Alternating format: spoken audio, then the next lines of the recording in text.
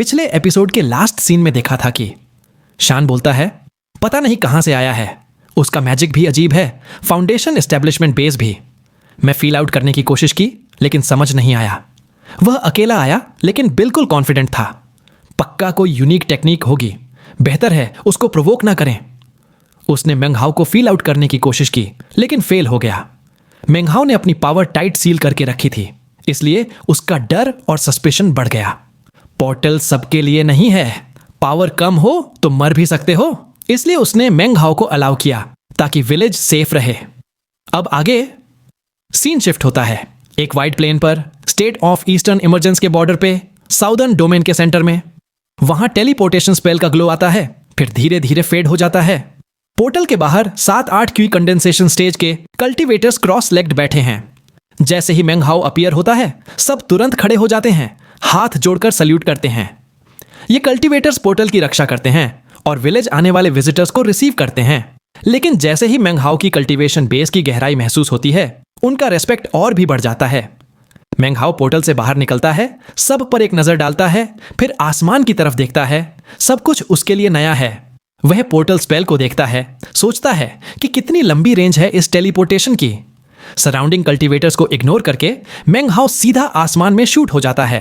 न flying sword, न green leaf, न ट्रेजर्ड फैन, सिर्फ अपनी कल्टीवेशन बेस से वह प्रिज्मेटिक बीम ऑफ लाइट बनकर डिसअपियर हो जाता है।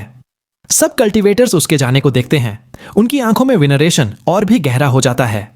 कोई बोलता है, पता नहीं मैं कभी इतना पावरफुल फाउंडेशन एस्टेब्लिशमेंट एक्सपर्ट बन पाऊंगा या नहीं। दूसरा बोलता है, सपने देखना बंद कर। फाउंडेशन एस्टेब्लिशमेंट भी मिला तो फ्रैक्चर्ड फाउंडेशन ही होगा। हम जैसे लोग सिर्फ सोच ही सकते हैं।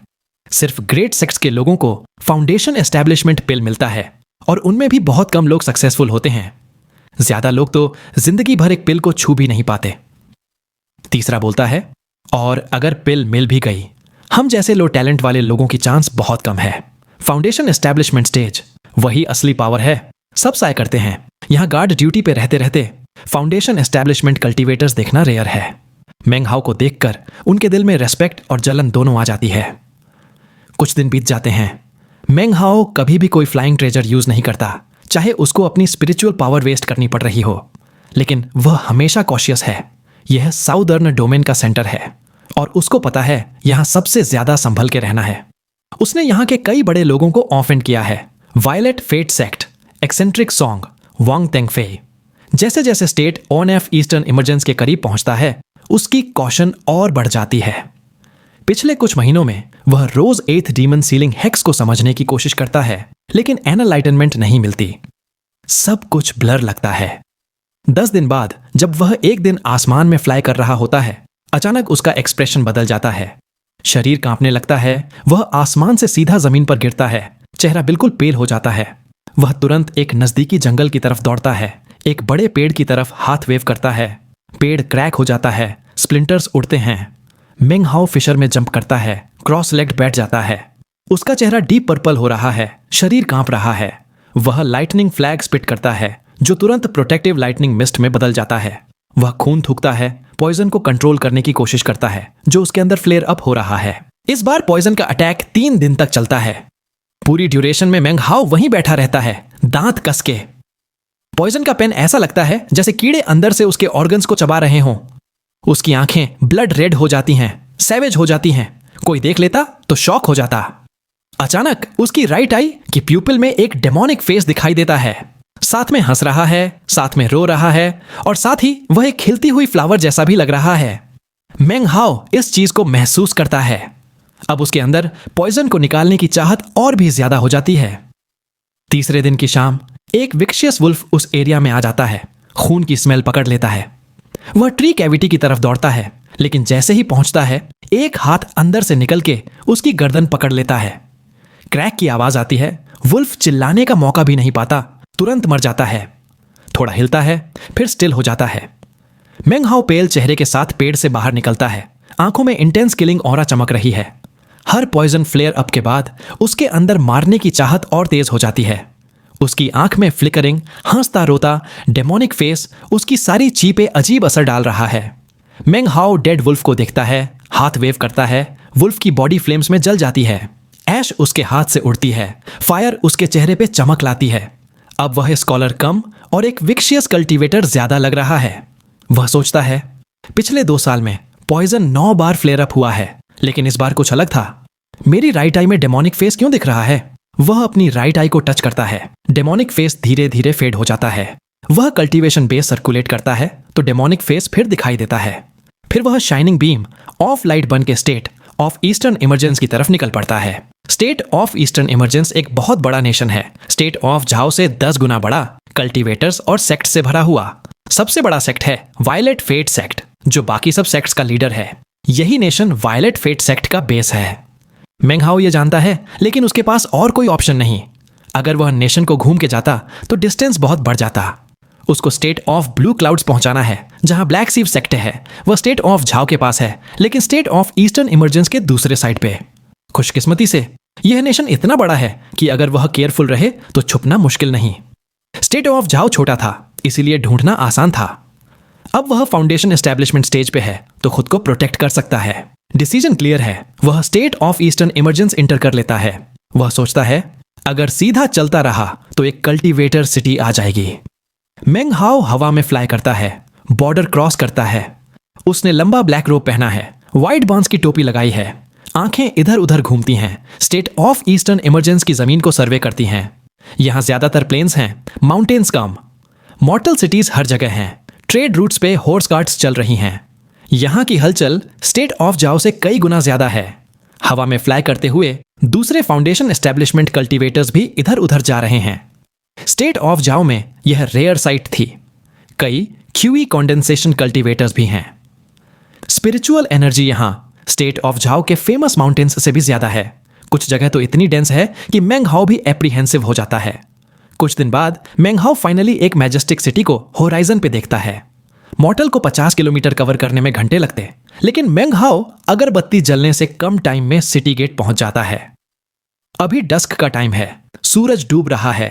सिटी एक जायंट कोयलिंग ड्रैगन जैसी लग रही है, सिर उठा के हेवंस की तरफ देख रही है। सिटी के पास पहुंचते ही एक प्रेशर मेंग हाओ को आसमान से नीचे धकेल देता है। वह जमीन पे लैंड करता है, आगे फुट से बढ़ता है, सिर उठा के सिटी को देखता है। पहले भी सिटीज देखी हैं, लेकिन यह नजारा उसको अंदर तक हिला देता है। दूसरे कल्टीवेटर्स भी हैं, कुछ अकेले, कुछ ग्रुप्स में। ऊपर आसमान बिल्कुल क्लियर है। एक रेस्ट्रिक्टिव स्पेल लगा हुआ है जो फ्लाइट रोकता है। सिर्फ एक कलरफुल ग्लो दिखाई देता है, सब कुछ सेलेस्टियल बना देता है। गेट पे गार्ड्स हैं, सब 8वां लेवल क्यूई कंडेंसेशन के।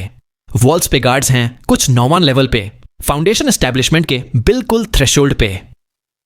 मेंग हाओ सोचता है, यह है साउदर्न डोमेन का एक महान कल्टीवेटर सिटी। उसको अब वायलेट फेट सेक्ट की पावर का असली अंदाजा होता है। वह देखता है लोग सिटी गेट्स से एंटर करते वक्त स्पिरिट स्टोन्स का टैक्स देते हैं। जैसे ही वह भी टैक्स देने जाता है, एक व्हिस्लिंग स्क्रीम हवा में सुनाई देती है। अचानक सब कल्टीवेटर्स सिर उठा के देखते हैं। दूर से एक वायलेट कलर की बीम ऑफ लाइट सिटी की तरफ आ रही है। वह बीम 30 मीटर वाइड है, एक शूटिंग स्टार जैसी आ रही है। उसमें एक मिडिल एज्ड आदमी है, स्प्लेंडेड गारमेंट पहना है, चेहरा एक्सप्रेशनलेस है, सीधा सिटी सेंटर की तरफ फ्लाई करता है, जैसे रेस्ट्रिक्टिव स्पेल उसके लिए कुछ भी नहीं। उसके शरीर से निकली प्रेशर ग्राउंड के कल्टीवेटर्स के चेहरे पे शॉक ला देती है। हवा तेज हो जाती है, व्हर्लविंड बन जाता है, पूरी जमीन पर फैल जाता है। कोई बोलता है कोर फॉर्मेशन एक्सेंट्रिक है, सिर्फ ऐसे लोग ही सिटी के रेस्ट्रिक्टिव स्पेल को इग्नोर करके फ्लाई कर सकते हैं। दूसरा बोलता है आवाज धीरे रख, वह रेविरेंट बिहोंग है, वायलेट फेट सेक्ट का। कहते हैं साल पहले क्लाउड रिजेंबलेंस सेक्ट के किसी बंदे ने रिस्पेक्ट नहीं किया था तो उसने पूरा सेक्ट ही स्लॉटर कर दिया। बहुत क्रूएल और रुथलेस है। सबकी बातें धीरे धीरे चुप हो जाती हैं। मेंग हाओ दूर देखता है, एक्सप्रेशन कम है, लेकिन दिल जोर जोर से धड़क रहा है। वह सिर झुका के सिटी एंटर कर लेता है। सबसे बड़ी सिटी जिसमें मेंग हाओ पहले गया था वह मिल्की वे सिटी थी, स्टेट ऑफ जाओ में। लेकिन यहां एंटर करते ही उसको लगता है जैसे उसका पूरा वर्ल्ड व्यू एक्सपेंड हो गया हो। कल्टीवेशन आइटम्स हर जगह मिलते हैं, बिल्डिंग्स आसमान को छू रही हैं। शी कंडेंसेशन और फाउंडेशन एस्टेब्लिशमेंट कल्टीवेटर्स हर तरफ घूम रहे हैं। मेंग हाओ ने तो रेवरेंट बीहोंग जैसे 2 कोर फॉर्मेशन कल्टीवेटर्स भी देख लिए। मेंग हाओ अकेला व्हाइट बांस की टोपी पहने हुए है, इसीलिए कई लोग उसको घूर कर देखते हैं। वह थोड़ा हेजिटेट करता है, फिर एक रैंडम शॉप में घुस जाता है। बाहर निकलता है तो टोपी गायब है। अब एक्सप्रेशन काम है, कुछ शॉप्स के पास से निकलता है, फिर स्नेकिंग एलीज में चला जाता है। अचानक उसका शरीर 30 मीटर पीछे शूट हो जाता है। हाथ लाइटनिंग की तरह निकलता है। एक 15-16 साल के लड़के की गर्दन पकड़ लेता है, वॉल पे चिपका देता है।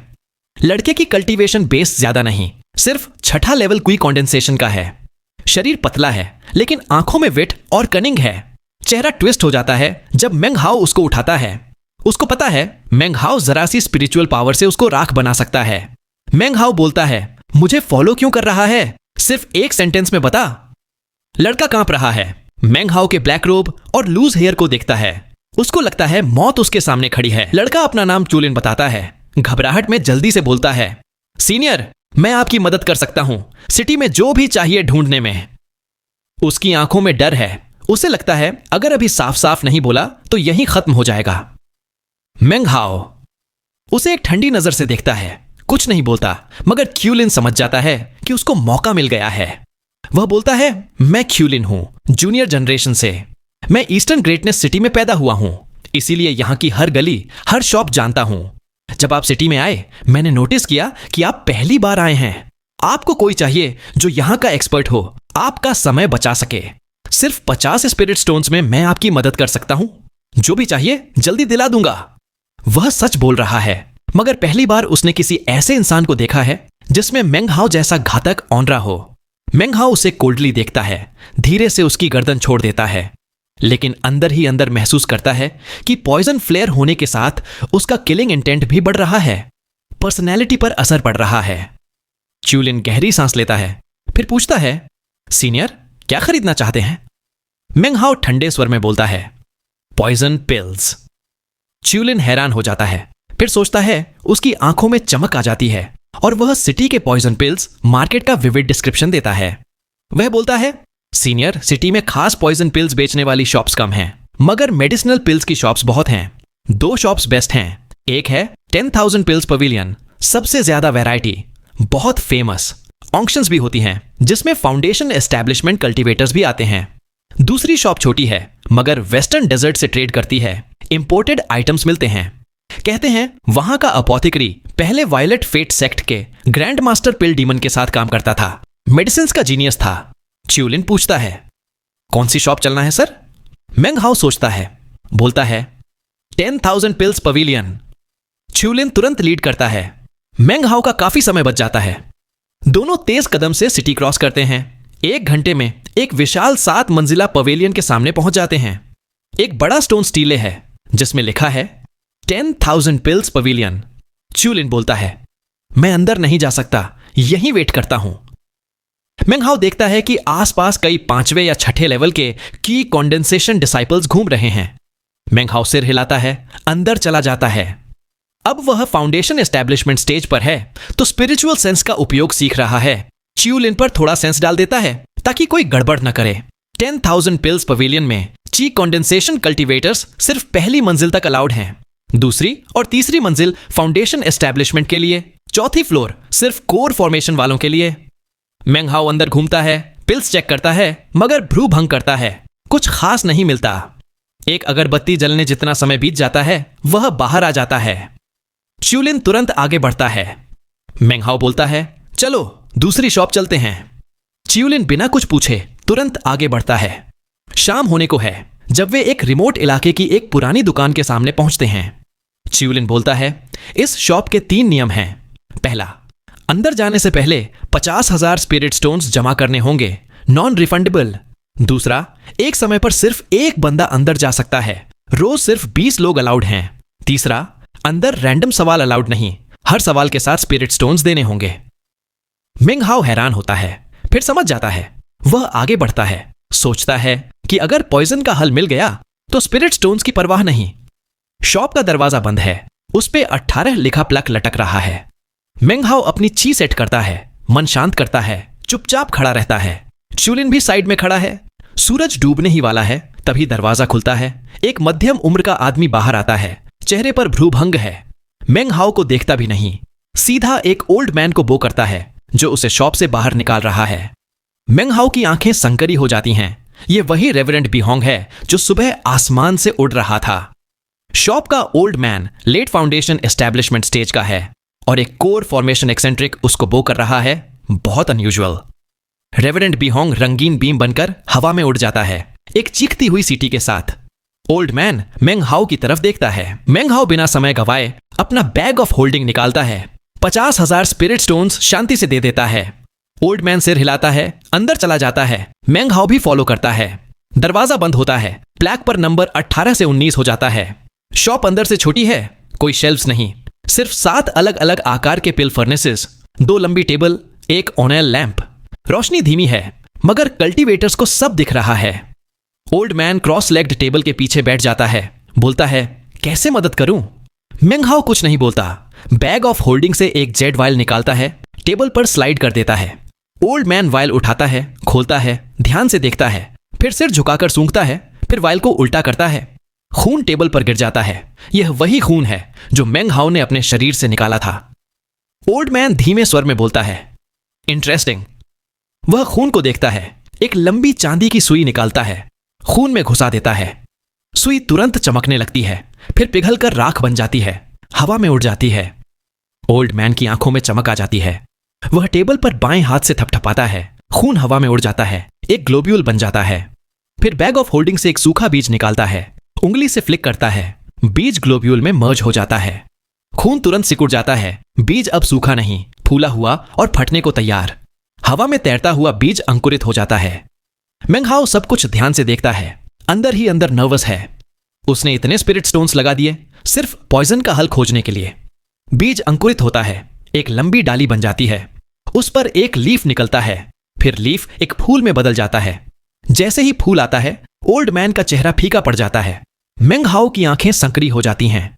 फूल की पंखुड़ियां 3 रंग की हैं, पीला, नीला, लाल, इंटरलॉक्ड। और फूल का आकार एक डिमोनिक फेस जैसा है, जो हंस भी रहा है, रो भी रहा है। फूल हवा में तैर रहा है, बिल्कुल जिंदा सा लग रहा है, बहुत अजीब। ओल्ड मैन फटे गले से बोलता है, 3 कलर्ड रेजरेक्शन लिली। उसकी आंखों में चमक है। वह बोलता है, जब यह पॉइजन 3 बार फ्लेयर अप करेगा, एक साइकिल कंप्लीट होती है। 3 साइकिल्स के बाद फूल खिलेगा। जब फूल खिलेगा, एक डिमोनिक फेस जो हंस भी रहा है, रो भी रहा है, तुम्हारी राइट आई में दिखेगा। जब तुम कल्टीवेशन बेस सर्कुलेट करोगे, यह फेस और साफ दिखेगा। इस स्टेज पर पॉइजन तुम्हें हर्ट नहीं करेगा, बल्कि तुम्हें दूसरे पॉइजन से प्रोटेक्ट करेगा। लेकिन तुम्हारा किलिंग इंटेंट बढ़ जाएगा। 3 और साइकिल्स के बाद फूल फिर खिलेगा और पॉइजन फ्लेयर अप पर लेफ्ट आई में एक और डिमोनिक फेस आएगा। तब तुम्हारा ब्लड थर्स्ट और बढ़ जाएगा। तब तुम न सिर्फ कई पॉइजन से इम्यून हो जाओगे, बल्कि तुम्हारे शरीर से पॉइजनड मियास्मा निकलेगा। तुम्हारा फ्लैश टफ हो जाएगा, रेजिलियंस बढ़ जाएगी, लेकिन तुम्हारा शरीर धीरे धीरे स्टिफ हो जाएगा, एजिलिटी कम हो जाएगी, लाइफ फोर्स धीमी हो जाएगी, डेथ ऑरा तुम्हारे आसपास रहेगी। फिर फूल तीसरी बार खिलेगा। ओल्ड मैन की आवाज गहरी हो जाती है, तब तुम्हारा दिमाग खो जाएगा, लाइफ खत्म हो जाएगी। तुम्हारा शरीर 3 रंगी रेजरेक्शन लिली बन जाएगा। जिसने बीज प्लांट किया था, वह फूल लेने आ जाएगा। कुछ समय बाद तुम 4 कलर्ड रेजरेक्शन लिली बन जाओगे। मॉर्टल, की condensation, foundation establishment, core formation, nascent soul, spirit severing, Dao seeking. 7 stage, 7 रंग, हर स्टेज के लिए एक रंग। जब रेजरेक्शन लिली 7 रंगों में खिलेगी, फूल उतरेगा। इमॉर्टल एसेंशन, 1000 साल। प्राचीन समय में कल्टीवेटर्स इस फूल का इस्तेमाल इमॉर्टल एसेंशन के लिए करते थे। ओल्ड मैन मेंग हाओ को घूर के देखता है। यह सुनकर मेंग हाओ का शरीर कांप उठता है, ठंड से नहीं, डर से। वह भ्रूभंग करता है, सब कुछ सोचता है। वह बोलता है, फेलो दाओइस्ट, मजाक मत करो। मैं तो एक सामान्य प्रतिभा वाला इंसान हूं, कोई स्पेशल ट्रेजर भी नहीं। कोई मुझे इतनी रेयर फ्लावर से क्यों टारगेट करेगा? ओल्ड मैन मुस्कुराता है, कुछ नहीं बोलता। मेंग हाओ थोड़ी देर चुप रहता है, फिर एक और बैग ऑफ होल्डिंग टेबल पर रख देता है। ओल्ड मैन सिर हिलाता है, तुमने सही भी कहा, गलत भी। ओल्ड मैन धीरे से बोलता है, यह 3 कलर्ड रेजरेक्शन फ्लावर पूरी नहीं है, डिफेक्टिव है। 3 रंगों से आगे नहीं बढ़ेगी, वरना दुनिया में कोई भी तुम्हें इससे बचा नहीं सकता था। मेंग हाओ पूछता है, कैसे डिस्पेल करूं? ओल्ड मैन कुछ नहीं बोलता तो मेंग हाओ एक और बैग ऑफ होल्डिंग रख देता है। उधर शॉप के बाहर शाम हो चुकी है, तारे और चांद निकल आए हैं। सिटी में लालटेनें जलने लगी हैं। दूर से एक औरत आती है, लंबी, बिना आस्तीन के सफेद गारमेंट पहने हुए। वह बहुत खूबसूरत है, ग्रेसफुल, स्लेंडर, चांदनी में एक सेलेस्टियल बीइंग जैसी लगती है। उसका रहन सहन हर एंगल से असाधारण है। लालटेन की रोशनी में वह शॉप के पास आती है। प्लाक पर नंबर 19 देखकर उसके चेहरे पर हल्की सी मुस्कान आ जाती है। च्यूलिन का दिल तेज धड़कने लगता है। मेंग हाओ ने भी इस औरत को पहले देखा है, रिलायंस सेक्ट में, जब वह वांग तेंगफेई के साथ थी। यह है वांग तेंगफेई की फियांसे चू युयान। इधर हमारा चालक ओल्ड मैन। वो बैग ऑफ होल्डिंग उठाते हुए बोलता है, इस पॉइजन से निपटने के 3 तरीके हैं। सबसे पहला, तीसरा तरीका सिर्फ दर्द कम करता है। बस 3 तरह के स्पिरिट फ्रूट खाना, दर्द हल्की हो जाएगी, लेकिन असली समस्या वहीं की वहीं रहेगी। दूसरा तरीका है जहर को सप्रेस और फ्लेयर अप कम करना। इसके लिए तुम्हें चाहिए स्प्रिंग एंड ऑटम ट्री। एक पेड़ से जहर 1 साल तक दबा रहेगा और यह पेड़ और भी काम आता है, लेकिन मिलना बहुत मुश्किल है। दिक्कत यह है कि जितना इसका इस्तेमाल करोगे, जहर अंदर से और गहरा होता जाएगा और जैसे ही दबाव नहीं झेल पाओगे, जहर बहुत हिंसक तरीके से फटेगा। उस समय तुम कुछ नहीं कर सकते। बिल्कुल शांत भाव में ओल्ड मैन आगे बोलता है, पूरी तरह से जहर निकालना हो तो सिर्फ एक सीधा रास्ता है। कोई स्पिरिट सेवरिंग स्टेज वाला सीनियर ढूंढ लो, उनके लिए यह जहर निकालना आसान है। ओल्ड मैन फिर हल्का मुस्कुराता है, तू इतने स्पिरिट स्टोन्स खर्च कर रहा है तो एक और तरीका बता देता हूं। अगर तू ग्रैंड मास्टर पिल डीमन के हाथ से बनी पॉइजन डिस्पेलिंग पिल ले आए तो जहर सीधा गायब। मगर ग्रैंड मास्टर पिल डीमन वायलेट फेट सेक्ट का बॉस है, मिलना बेहद मुश्किल है। मेंग हाओ चुपचाप सोचता है, फिर बिना कुछ कहे एक और बैग ऑफ होल्डिंग निकालता है। उसे पैसों की परवाह है, पर जिंदगी सबसे जरूरी है। ओल्ड मैन की आंखों में चमक आ जाती है और मुस्कान छुपती नहीं। वह बोलता है, मैं समझ गया, तू क्या पूछेगा? यह चीज कहां मिलती है? मेंग हाओ ठंडे अंदाज में पूछता है, चेहरा बिल्कुल गंभीर। ओल्ड मैन कहता है, आउटसाइडर्स को तो पता नहीं चलता, मगर मैं खास हूं। सुनो, 1 महीने बाद वेस्टर्न डेजर्ट का ट्रेड कैरवैन यहां आने वाला है। तब 100 ट्रेजर्स पवेलियन में ऑक्शन होगा, वहीं स्प्रिंग एंड ऑटम ट्री मिलेगी।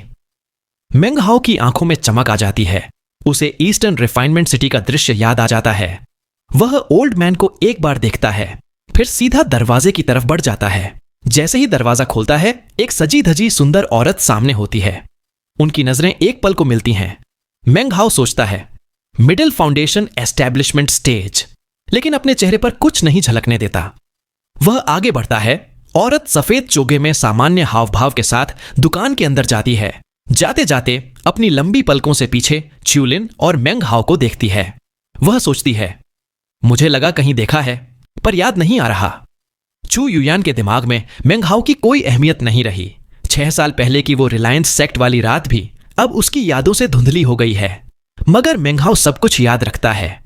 वह कभी नहीं भूल सकता वह रात जब एक मिडिल एज्ड डाओ प्रोटेक्टर था और चू युयान जो वांग तेंगफेई के साथ खड़ी थी।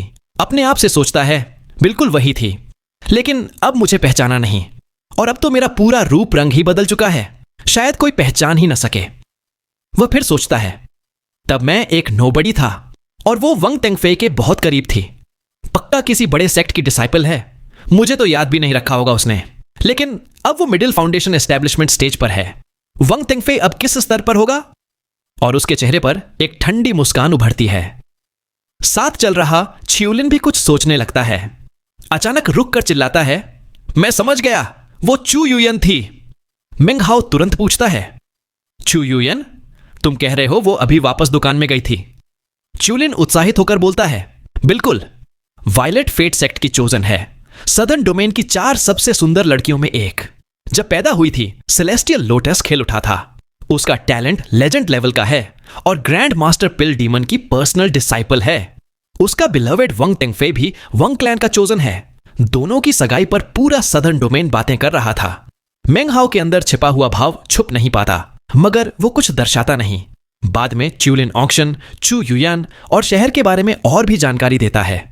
मेंग हाओ उसे एक इन ले जाता है, कुछ ऑक्शन से जुड़े सवाल पूछता है, पैसे देता है, और जब ह्यूलिन चला जाता है, रात हो जाती है। मेंग हाओ अपने कमरे में क्रॉस लेग्ड बैठ जाता है। दिमाग में चू युयन की बातों की गूंज चल रही होती है। थोड़ी देर बाद वह सोचता है, क्या चू युयन का इस्तेमाल कर सकता हूं ग्रैंड मास्टर पिल डीमन की पॉइजन डिस्पेलिंग पिल के लिए? लेकिन फिर याद आता है कि डिंग शिन भी ग्रैंड मास्टर पिल डीमन का अपेंटिस था और उसे मेंग हाओ ने खत्म किया था। तो वायलेट फेट सेक्ट पहले ही नाराज है। यह रास्ता बहुत मुश्किल लगेगा। फिर वह ध्यान लगाने बैठ जाता है। उसे महसूस होता है कि फाउंडेशन एस्टैब्लिशमेंट के बाद स्पिरिचुअल एनर्जी की जरूरत बहुत बढ़ चुकी है। मिडिल फाउंडेशन एस्टेब्लिशमेंट स्टेज के लिए 4 डाउ पिलर चाहिए। सोचता है, अब मेरे पास एक ही डाउ पिलर है, उसमें क्रैक की वजह से फ्लॉलेस फाउंडेशन है। 13वें लेवल के बाद फाउंडेशन बनी थी। मेरा डाउ पिलर सोने का है और एनलाइटनमेंट भी बेहद गहरी है। मेरे जैसा शायद किसी और अर्ली फाउंडेशन एस्टेब्लिशमेंट वाले के पास ना हो। मिडिल स्टेज वालों से कभी लड़ाई तो हुई नहीं, लेकिन मुझे लगता है मैं संभाल सकता हूं। वो याद करता है बर्ली शैन के साथ मुकाबले को, समझ आता है फ्लॉलेस फाउंडेशन की असली अहमियत। अब मुझे कुछ मेडिसिनल पिल्स चाहिए जो अर्ली फाउंडेशन एस्टेब्लिशमेंट स्टेज के लिए हैं। सोचता है, उसकी लाइटनिंग फ्लैग और मिस्ट शील्ड एक्टिव हो जाती है। सुरक्षा पूरी। मिस्ट के अंदर वह फिर से 8 डीमन सीलिंग हेक्स ट्राई करता है, मगर अब भी असफल। मगर हर फेल के साथ थोड़ा आगे बढ़ जाता है। रात शांतिपूर्वक बीत जाती है। सुबह होते ही मेंग हाओ अपनी आंखें खोलता है, शहर घूमता है, फाउंडेशन एस्टेब्लिशमेंट के पिल्स और स्प्रिंग एंड ऑटम ट्री के बारे में पूछता है। आधा महीना बीत जाता है। मेंग हाओ हर दुकान छान डालता है। वैरायटी बहुत मिलती है, मगर कीमतें खतरनाक। बहुत सोच विचार के बाद एक कॉमन पिल, मास्ट एस्टेब्लिशमेंट पिल खरीद लेता है। वह सोचता है, फाउंडेशन एस्टेब्लिशमेंट के लिए पिल्स तो बहुत हैं, मगर मुख्यतः औसत क्वालिटी। हाई क्वालिटी सिर्फ बड़े सेक्ट के पास, वो भी केवल ऑक्शन में मिलती है। फिर एक और हफ्ते में पूरी सिटी ही उसकी जानी पहचानी हो जाती है। अब मेंग हाओ अपने इन के रेस्टोरेंट में खिड़की के पास बैठा होता है, एक कप शराब लेकर भीड़ को देख रहा होता है। सोचता है, मैं तो जिंदगी में इतनी पिल्स खा चुका हूं, 500 से ऊपर। समस्या पिल्स की क्वालिटी या कीमत की नहीं, असली दिक्कत है मेडालियंस की। इस सिटी में 5 तरह के मेडालियंस हैं। बिना इसके सबसे अच्छी चीज कभी नहीं मिलती, चाहे जितना भी पैसा डाल दो। सिर्फ मेरिटोरियस सर्विस करो तभी मिलता है। मगर ऑक्शन में मेडालियन चाहिए नहीं, बस स्पिरिट स्टोन्स और एंट्री फी। अब रेस्टोरेंट में भीड़ बढ़ गई है। सब लोग ऑक्शन, ट्रेडिंग का रावण और वेस्टर्न डेजर्ट की बातें कर रहे हैं। कोई बोलता है, अब वेस्टर्न डेजर्ट का कैरावेन सिटी में आ गया है, इस बार और भी ज्यादा लोग लाया है। ऑक्शन धमाकेदार होने वाला है। हर कोई किसी सीक्रेट आइटम की चर्चा कर रहा है। कुछ कल्टीवेटर्स बोलते हैं, वेस्टर्न डेजर्ट के पास रिसोर्सेस कम हैं, लेकिन यूनिक मटेरियल लाते हैं। टेक्निक्स बहुत अजीब हैं, सीखने लायक हैं। दूसरा बोलता है, इस बार इतने लोग क्यों? जरूर इमॉर्टल कोर्प्स का मामला है। अब हर जगह बस ऑक्शन और इमॉर्टल कोर्प्स की बातें हो रही हैं। मेंग हाओ निकलने ही वाला था, मगर इमॉर्टल कोर्प्स का जिक्र सुनते ही उसकी आंखों में चमक आ जाती है। वह वापस बैठ जाता है, एक और ड्रिंक लेकर सब सुनता है। एक बंदा कहता है, इमॉर्टल कॉर्प्स। अभी वहां तो खून की नदियां बह रही हैं। 3 साल पहले पूरे 5 महान सेक्ट और 3 महान क्लैन घुसने की कोशिश की थी, मगर हर बार फेल हुए, वापस लौट गए। दूसरा कहता है, वो कॉर्प्स आसमान से इसलिए गिरा क्योंकि वो रीबर्थ केव में जाना चाहता था, जो सदर्न डोमेन का सबसे खतरनाक इलाका है, मगर किसी वजह से वो उससे 3000 मीटर दूर गिर गया। जीवन बदलने वाले रेलिक हैं, बस एक टुकड़ा मिल जाए तो इमॉर्टल एसेंशन की उम्मीद बढ़ जाती है। फिर एक और बोलता है, जब इमॉर्टल कॉर्प्स गिरा था, कुछ लोगों ने अपनी आंखों से देखा। उसकी आंखें ग्रे थीं, अंदर 7 सितारे चमक रहे थे। यह सुनकर मेंग हाओ सहम जाता है। उसके हाथ से शराब गिर जाती है, आंखों में हैरानी दिखाई देने लगती है।